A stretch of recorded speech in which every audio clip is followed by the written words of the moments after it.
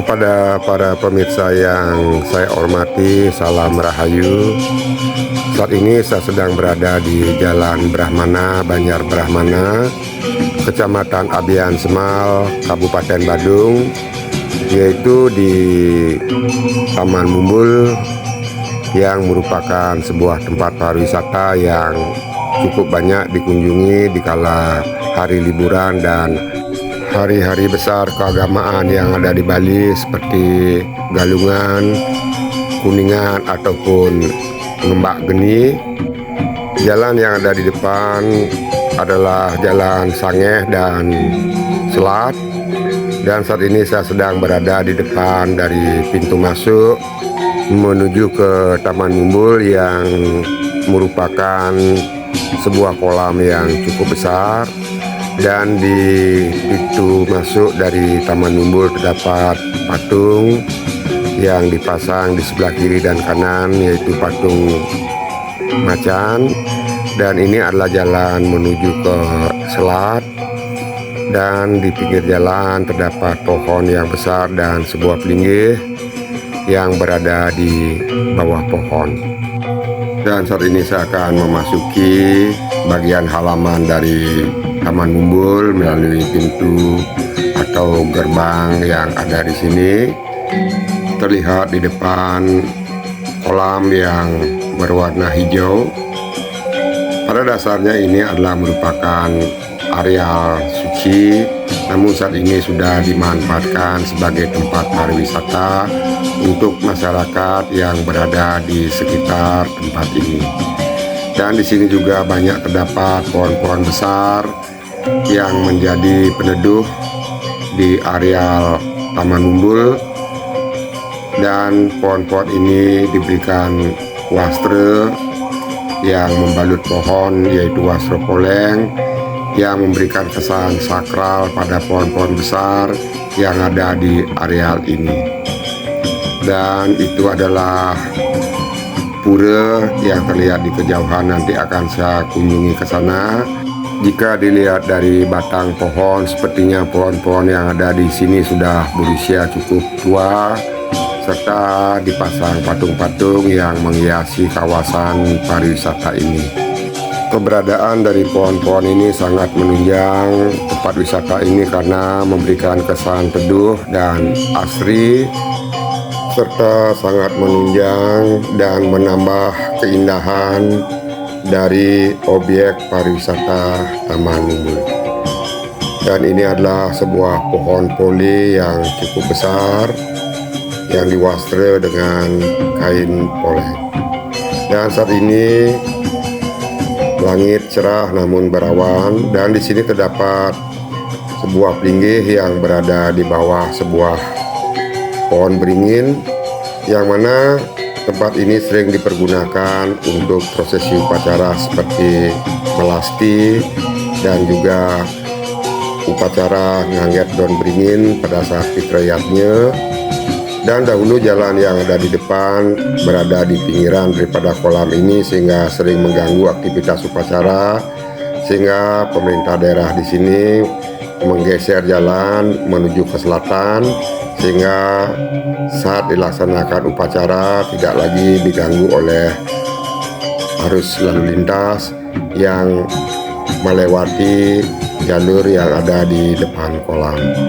Dan di depan adalah merupakan tempat pengelukatan pancoran solas, dan nanti juga akan saya kunjungi. Namun terlebih dahulu saya akan melihat keadaan di Taman Mumbul. Dan ini adalah pohon beringin yang saya maksudkan tadi, yang di bawahnya terdapat sebuah pinggir.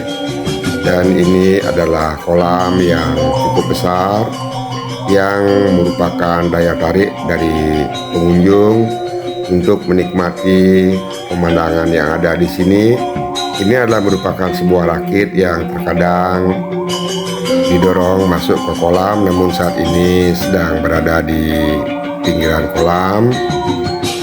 Dan saya akan menuju ke pura yang ada di depan, melewati jalan setapak yang sebelah kanan masih berupa perkebunan kelapa, dan sebelah kiri adalah kolam. Dan di tengah kolam terdapat sebuah linggih yang berupa meru. Dan inilah pemandangan alam yang ada di Taman Mumbul yang terlihat sangat indah dan asri. Namun ketika saya datang ke tempat ini, kebetulan tidak ada pengunjung yang mendatangi tempat pariwisata ini. Dan ini adalah ikan-ikan yang ada di kolam yang sangat jinak. Ketika berjalan di pinggiran kolam, ikan-ikan itu mendekat ke arah saya. Dan di depan adalah merupakan pura yang ada di tempat ini, yang merupakan pura Ulun Suwi, yaitu pura Subak atau pura pengairan di sawah. Sedangkan bangunan suci Pelinggih Meru Tumpang 3 yang ada di tengah kolam adalah merupakan stana dari Dewa Wisnu, yang merupakan dewa yang menguasai air atau memberikan anugerah berupa air. Dan ikan-ikan yang masih ada di sini masih mendekat, mungkin berharap diberikan makanan, tapi sayang saat ini saya tidak membawa makanan buat mereka. Dan saya akan lanjutkan kembali perjalanan menuju ke pura yang ada di tengah kolam. Di depan terdapat sebuah pohon beringin yang cukup besar, dan untuk menuju ke pura Ulun Suwi harus menaiki beberapa anak tangga.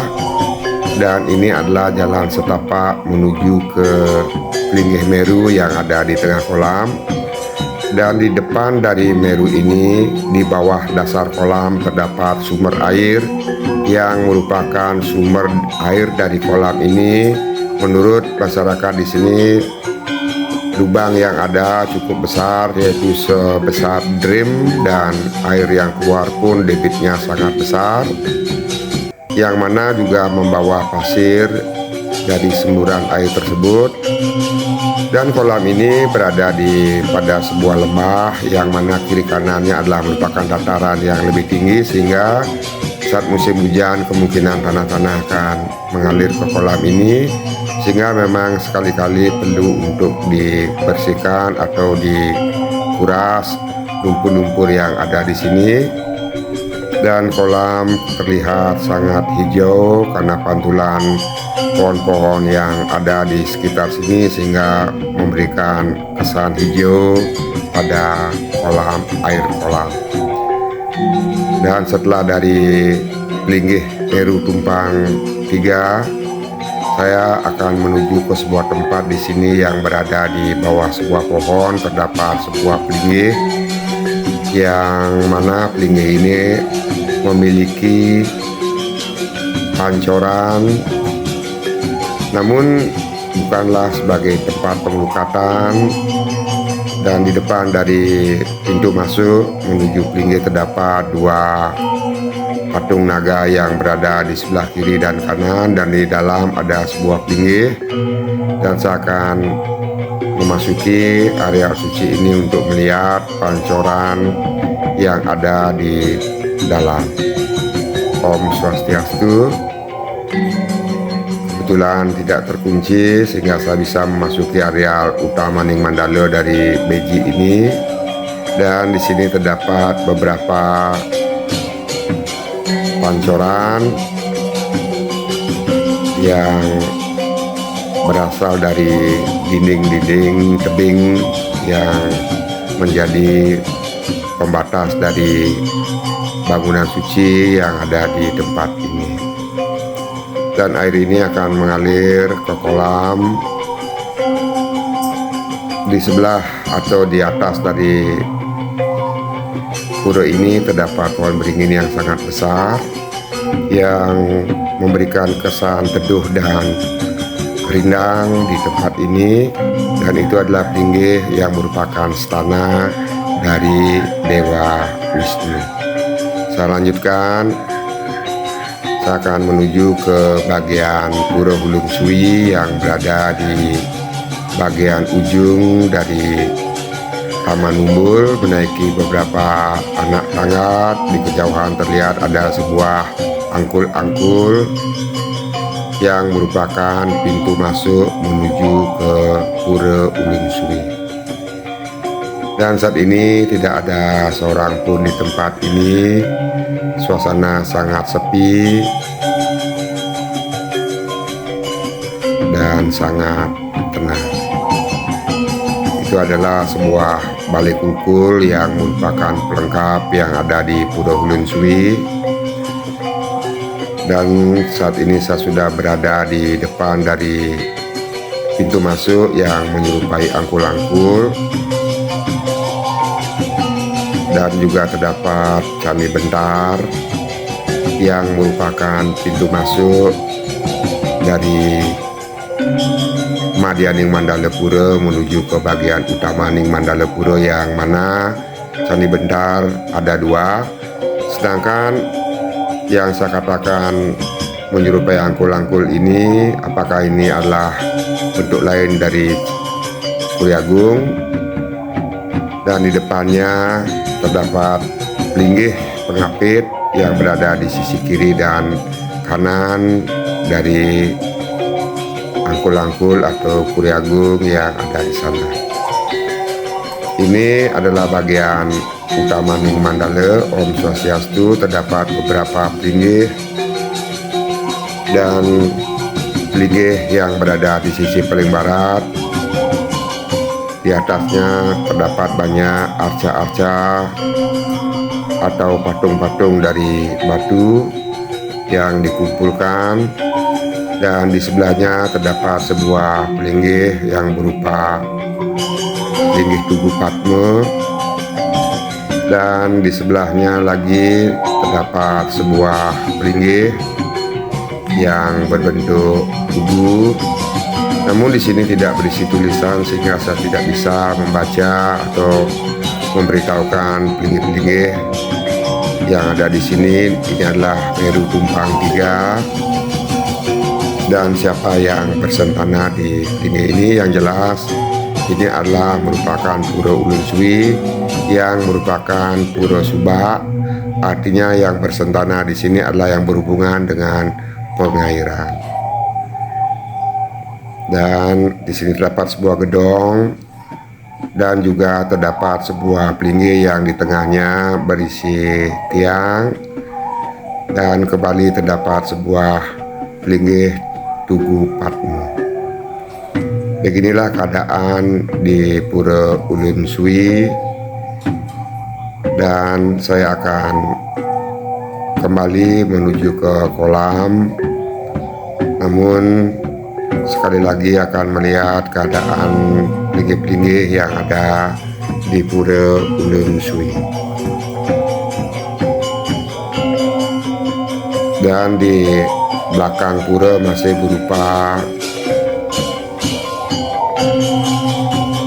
ladang yang banyak sekali pohon kelapa dan pohon-pohon yang cukup besar yang tampak hijau. Dan saat ini saya akan menuju ke bagian Madianing Mandalepura melalui Candi Bentar yang tadi saya masuki.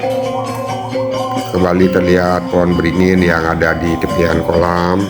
Terdapat sebuah mitos di kalangan masyarakat yang mengatakan bahwa dahulunya ini adalah tempat yang gersang, dan akhirnya datanglah babi putih yang membuat lubang di tempat ini sehingga menjadi sebuah lubang yang mengeluarkan air yang mengucur sangat deras yang disebut dengan mumbul, sehingga tempat ini dinamai Taman Mumbul.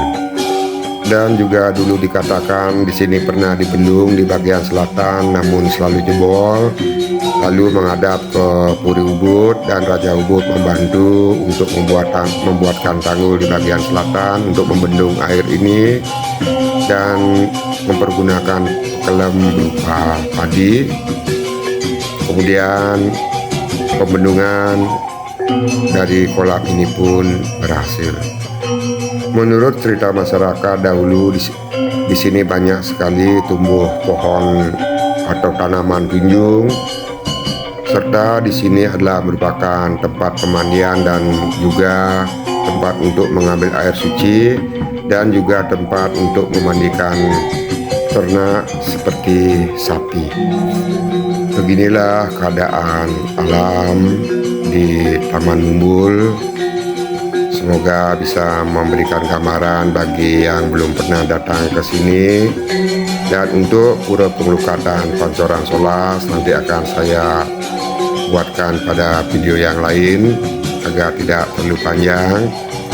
Dan saya akhiri sampai di sini. Jika ada salah saya mohon maaf, dan tidak lupa saya ucapkan banyak-banyak terima kasih.